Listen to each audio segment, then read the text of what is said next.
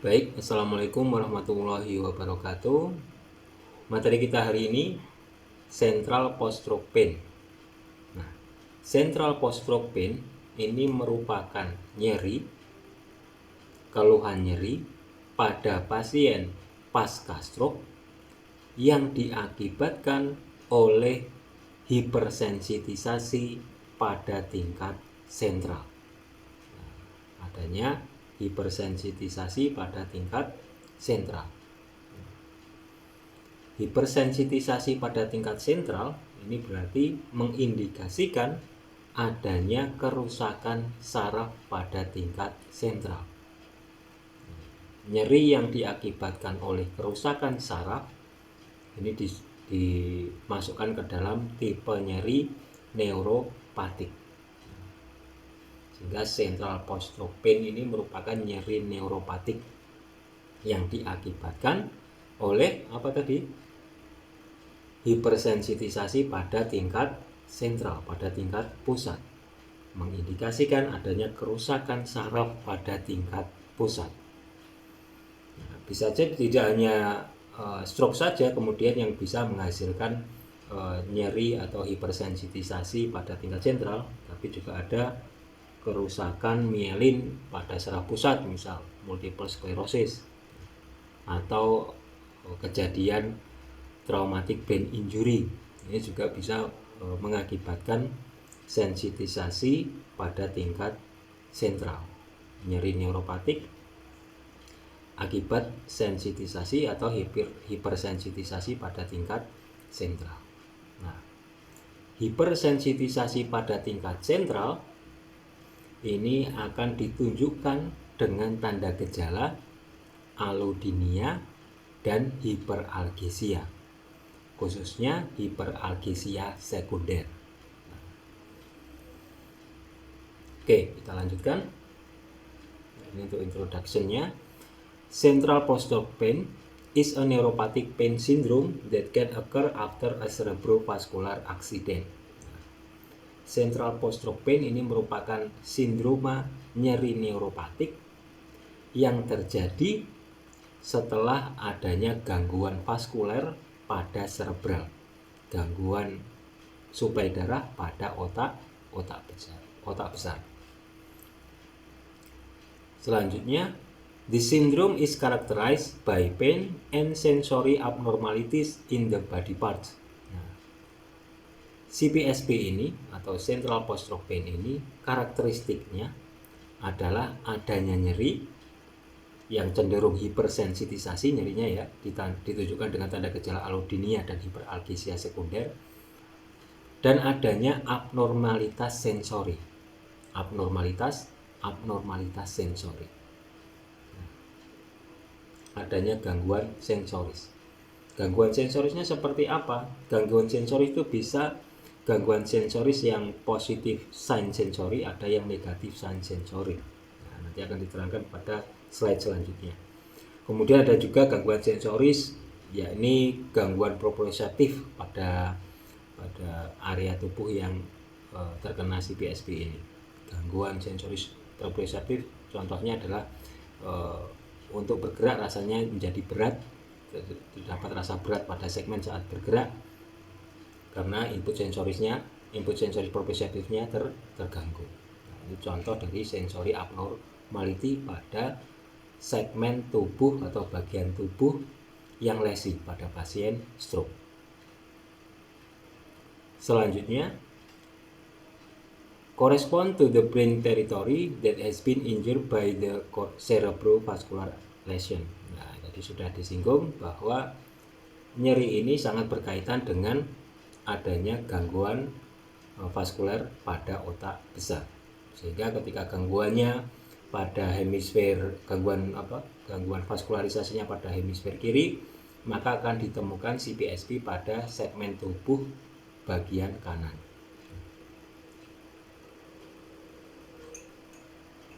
Selanjutnya, the syndrome included severe, persistent, paroxysmal, often intolerable pains on the hemiplegic side, not yielding to any analgesic treatment.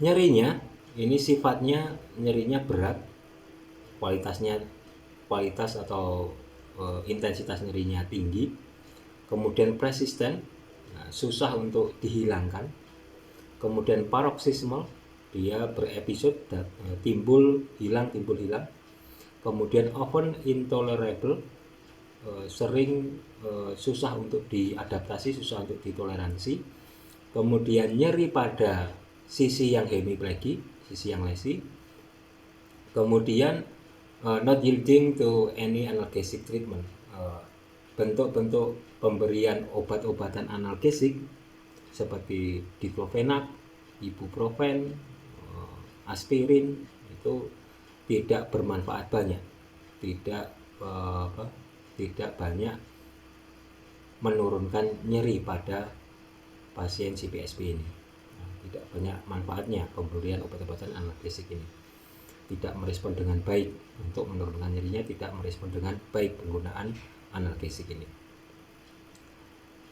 Selanjutnya, pathological studies of 3 of these patients reveal lesion of the thalamus and part of posterior limb of the internal capsule. Nah, pada jurnal-jurnal patologis ini ditemukan pasien CPSP ini banyak disebabkan oleh adanya lesi, gangguan, kerusakan pada talamus dan pada internal kapsul, khususnya pada posterior limb pada internal kapsul.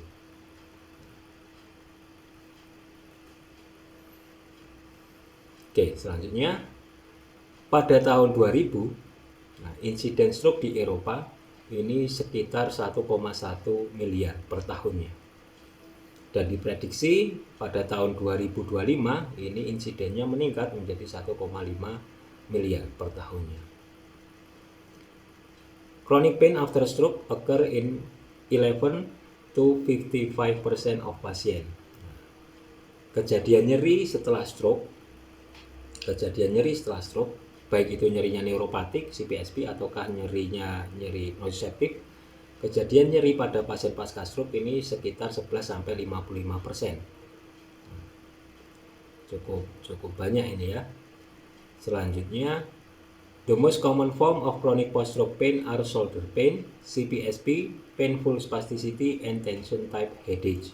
Nah, di sini bahwa kebanyakan bentuk nyeri-nyeri setelah pasca stroke ini diakibatkan oleh adanya nyeri pada persendian, khususnya pada sendi bahu, kemudian CPSP, Central Post Stroke Pain Syndrome, kemudian painful spasticity, nyeri otot akibat spastisitas, kemudian adanya nyeri pada kepala, pusing. Selanjutnya, shoulder pain is reported. Ini nyeri pada sendi bahu ini dilaporkan ada 30-40% pasien. Ada 30-40% pasien stroke menderita nyeri bahu, di mana berkaitan dengan gangguan sensoris dan motoris, sehingga terjadi subluxasi dan terjadi gangguan keterbatasan dari lingkup gerak sendinya. Selanjutnya, musculoskeletal pain is often reported in the back and lower limbs, particularly in the knees and hips. Selanjutnya, nyeri-nyeri muskuloskeletal, nyeri-nyeri pada otot, ini juga sering dilaporkan pada pasien pasca stroke, khususnya pada otot punggung dan otot tungkai bawah. Pada otot punggung dan otot tungkai bawah. Pada otot tungkai bawah khususnya pada lutut, otot pada lutut dan otot pada hip, persendian hip. Nah, karena memang ketika salah satu sisi lesi, maka sisi yang sehat ini akan terjadi overaktivitas kontraksinya karena sebagai kompensasi akibat adanya sisi yang lesi, sehingga sering ditemukan adanya nyeri pada otot atau musculoskeletal pain. Kemudian definisi dari CPSP sendiri, ini para peneliti ini mengatakan bahwa mendeskripsikan CPSP ini sebagai nyeri sentral neuropatik. Nyeri neuropatik yang diakibatkan oleh sentral hipersensitisasi, di mana nyeri tersebut dia berkaitan dengan sisi yang lesi akibat cerebrovascular lesion. Selanjutnya, many of these patients will fulfill the diagnostic criteria for definite neuropathic pain despite the pain being of nociceptive origin. Pasien-pasien CPSP ini akan menunjukkan tanda gejala sebagaimana pasien-pasien neuropatik yang terjadi hipersensitisasi. Pasien-pasien CPSP ini memenuhi kriteria dari pasien-pasien yang menderita neuropatik yang terjadi hipersensitisasi. Sehingga keluhannya mirip dengan pasien-pasien yang terjadi kerusakan saraf baik tepi ataupun pusat ketika menampilkan tanda gejala hipersensitisasi. Selanjutnya, nyeri neuropatik yang terjadi akibat hipersensitisasi pada tingkat sentral ini biasa muncul pada kasus-kasus seperti tidak hanya stroke ya, ini stroke iskemik ataupun hemorrhagic, ini kemungkinan bisa menyebabkan neuropatik akibat hipersensitisasi pada tingkat sentral. Selain stroke ada multiple sclerosis, juga dapat resiko potensi terjadi central neuropathic pain, kemudian spinal cord injury, kemudian syringomyelia, kemudian vascular malformation, infeksi, traumatic brain injury, dan Parkinson disease. Nah, Parkinson disease ini kan masih ditanda tanyai ya, karena buktinya masih sedikit. Walau ada tapi masih sedikit. There are only a few epidemiological studies of CPSP. Masih sedikit jurnal yang mensurvei pasien-pasien CPSP ini. The prevalence of CPSP in patient with stroke is between 1% and 12%. Nah, prevalensinya dari penelitian yang sedikit tadi, prevalensinya ditemukan pada pasien stroke ini yang menderita CPSP 1% sampai 12%. Pasien stroke menderita CPSP 1% sampai 12%. Ini menderita CPSP. Nah, sedikit ini. Namun, in one study pada salah satu penelitian ini ditemukan prevalensinya tinggi, yakni 18%. 18%. Nah, karena penelitiannya masih sedikit ya, karena tidak tersurvei menyeluruh, sehingga ditemukan presentasi kejadian CPSP pada pasien stroke ini masih relatif sedikit, 1% sampai 12%, walaupun ada pada satu penelitian ini prevalensinya tinggi, lumayan lah 18%. Sehingga therefore CPSP does not seem to be rare disorder, sehingga CPSP ini tidak jarang ditemukan pada pasien stroke. Walaupun kecil, tapi tidak jarang ditemukan pada pasien stroke.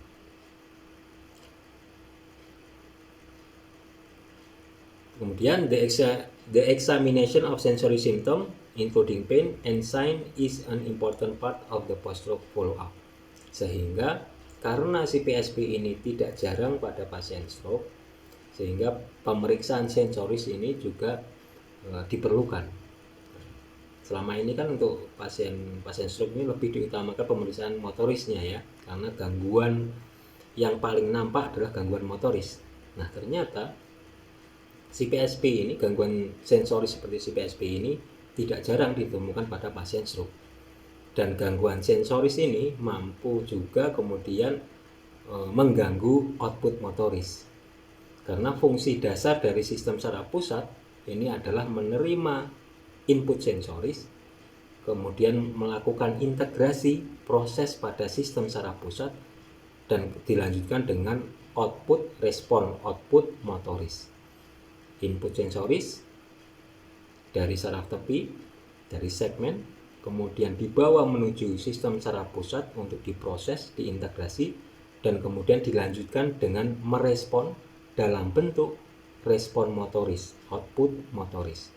Praktis ketika sensorisnya terganggu, praktis ketika sensorisnya tidak lengkap, maka akan mengganggu output motorisnya.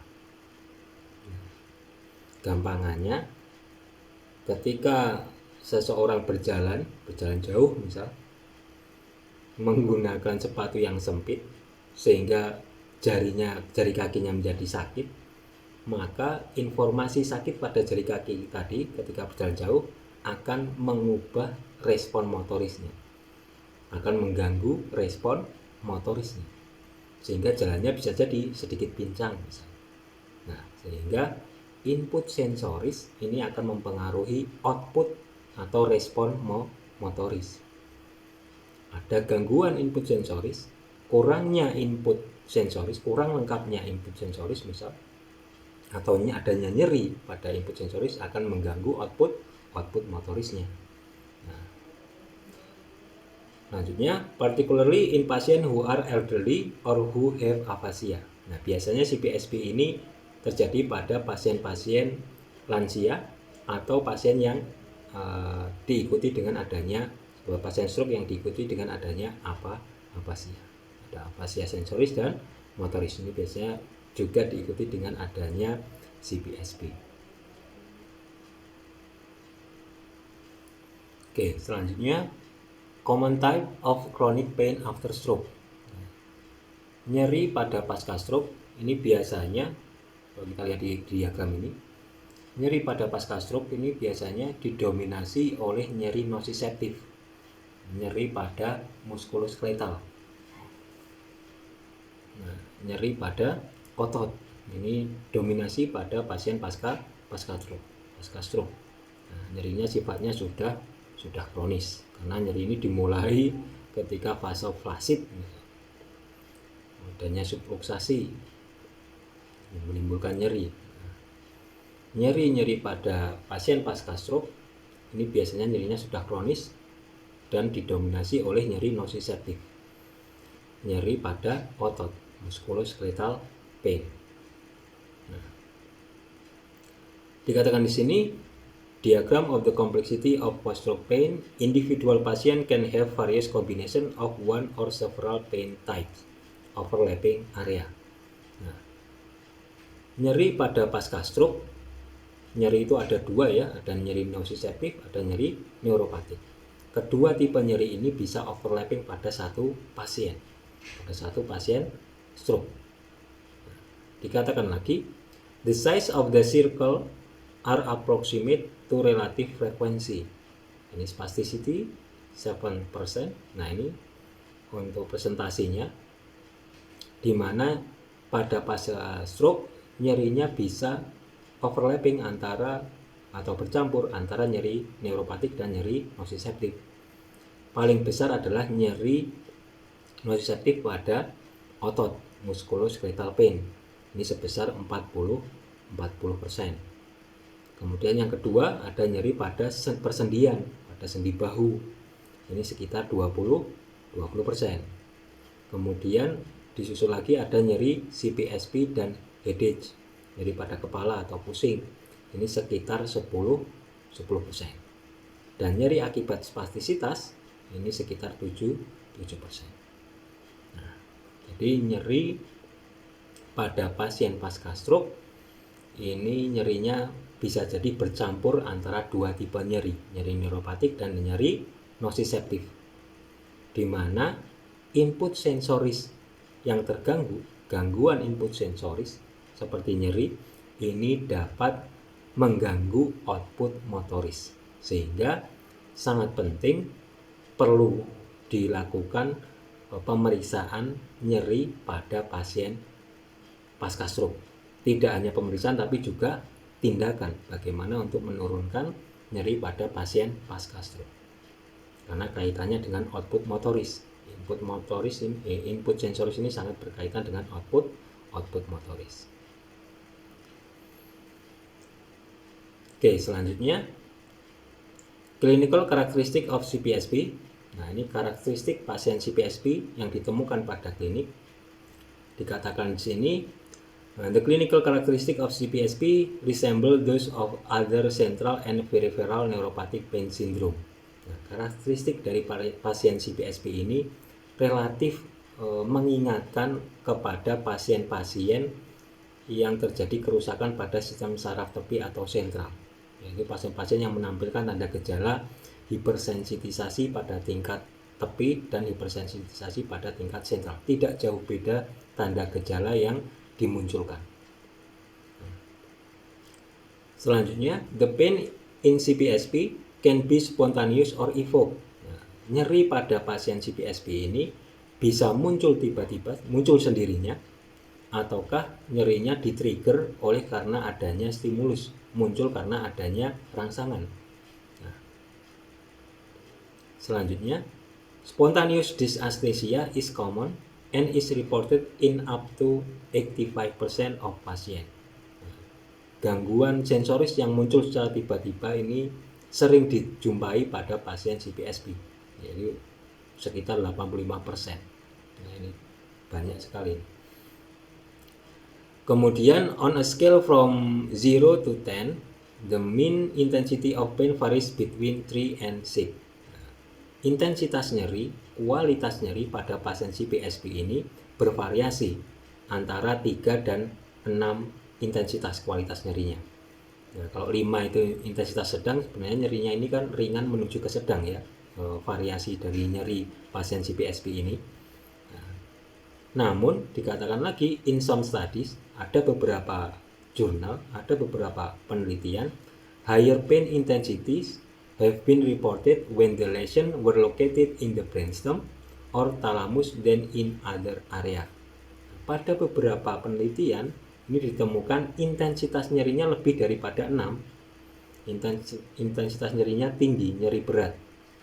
Nah, ini berkaitan dengan temuan adanya kerusakan pada tingkat brainstem atau kerusakan pada tingkat thalamus dibandingkan dengan kerusakan di tempat lain. Ini kerusakan pada tingkat brainstem atau kerusakan pada tingkat thalamus pada pasien stroke ini menampilkan gejala karakteristik nyeri CPSP yang lebih tinggi, kualitasnya nyerinya tinggi, lebih dari 6. Selanjutnya, pain is commonly a great burden to the patient even when the intensity is low. Walaupun nyerinya sedang 3-6, tetapi rasa nyeri ini, gangguan nyeri ini sangat mengganggu pasien.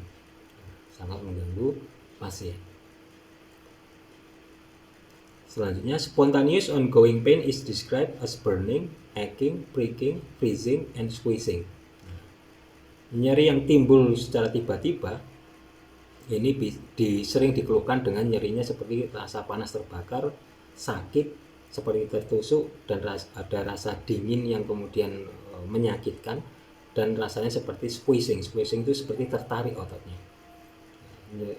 sangat nyeri sekali. Whereas intermittent pain is described as lacerating or shooting. Dan kadang-kadang nyeri yang timbul itu seperti dikeluhkan seperti lacerating. Lacerating itu seperti menjalar, kesetrum, shooting. Ada electrical shock, seperti rasanya seperti kesetrum.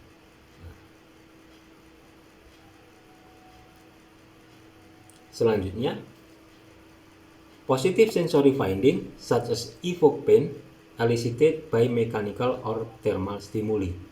Sedangkan nyeri yang disebabkan oleh stimulus, nyeri yang disebabkan oleh rangsangan, ini biasanya nyeri tersebut muncul akibat rangsangan mekanik atau rangsangan termal. Nyeri muncul akibat rangsangan mekanik atau rangsangan termal ketika dilakukan provokasi. Bentuk provokasinya adalah mekanik dan termal, ini mampu meningkatkan atau memunculkan nyeri. Karena gangguan atau kerusakan saraf pada tingkat pusat menyebabkan hipersensitisasi pada tingkat pusat, pada tingkat sentral, sehingga mengindikasikan adanya tanda gejala allodynia. Allodynia. Nah, ini ketika allodynia ini adalah ketika dilakukan stimulus atau rangsangan tidak menyakitkan seperti sentuhan, misal untuk input mekaniknya, itu dirasakan nyeri. Dan ketika diberikan termal, suhu dingin, ini juga bukan dipersepsikan dingin tapi dipersepsikan nyeri. Itu ada yang disebut sebagai mechanical allodynia, ketika disentuh tidak menyakitkan tapi dipersepsikan nyeri. Dan ada thermal allodynia, ketika diberikan suhu dingin, paparan suhu dingin yang harusnya dipersepsikan sebagai dingin, ini dirasakan sakit. Ada mechanical allodynia dan ada thermal allodynia. Selanjutnya, in prospective study of 16 patients with CPSP, allodynia to cold examined by use of thermorole. Nah, ini pada penelitian ditemukan 16 pasien CPSP ini terjadi allodynia terhadap suhu dingin, thermal allodynia. Digunakan thermorole dengan suhu 20 derajat Celcius. Pada sisi yang sehat ini dirasakan dingin, tapi pada sisi yang sakit ini input thermorole 20 derajat Celcius dingin ini dipersepsikan sebagai nyeri. Ini disebut sebagai thermal allodynia. Ya, allodynia khususnya pada suhu dingin. Selanjutnya, CPSP can develop after both hemorrhagic and ischemic lesion of the CNS. Nah, CPSP ini dapat muncul baik itu karena stroke-nya adalah stroke hemorrhagic ataukah stroke ischemic. Nah, selanjutnya, in one study, 4 of 13 pasien develop CPSP after intracerebral hemorrhage.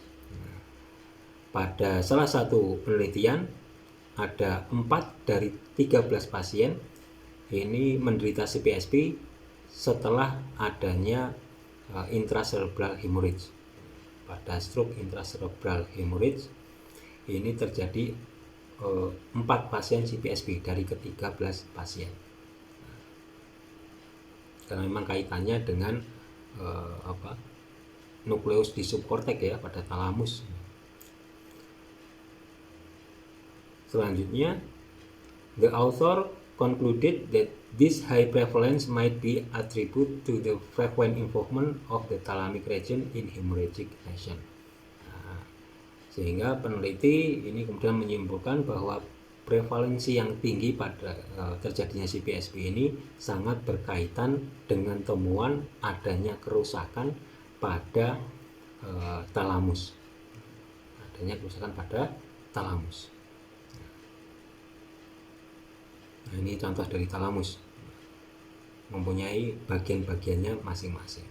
Ini bagian lateral dari talamus, bagian medial dari talamus, dan di tengah ini adalah bagian medialnya, bagian intralaminar, memisahkan antara talamus bagian lateral dan medial.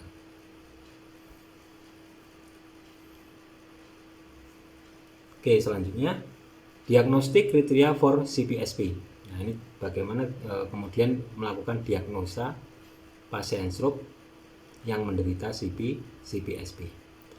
Nah, di sini kita bisa lihat di sini ada mandatory kriteria, ada kriteria utama, dan ada supportive kriteria, ada kriteria pendukung. Nah, pada kriteria utama, pasien akan menampilkan tanda gejala, dikatakan di sini, pain within an area of the body corresponding to the lesion of the CNS. Nyeri terjadi pada sisi yang lesi. Nah, misal kerusakan pada hemisfer atau gangguan vaskularisasi pada hemisfer kiri, maka akan menampilkan tanda gejala lesi pada anggota tubuh bagian kanan. Nah, pada bagian kanan ketika disertai nyeri, maka boleh jadi ini adalah CPSP. Boleh jadi ini adalah CPSP karena berkaitan dengan adanya lesi vaskularisasi pada otak. Selanjutnya, history suggestive of stroke and onset pain at or after stroke onset. Nah, nyerinya muncul ketika terjadi stroke atau setelah terjadi stroke. Tentu saja pada sisi yang lesi ya. Kalau pada sisi yang sehat, ketika nyeri itu ini bukan CPSP. Ya, bisa jadi neuropatik pada tingkat perifer, pada tingkat sentral di spinal cord-nya atau nociceptif. CPSP ini lebih cenderung pada sisi yang lesi karena berkaitan dengan kerusakan vaskuler pada otak.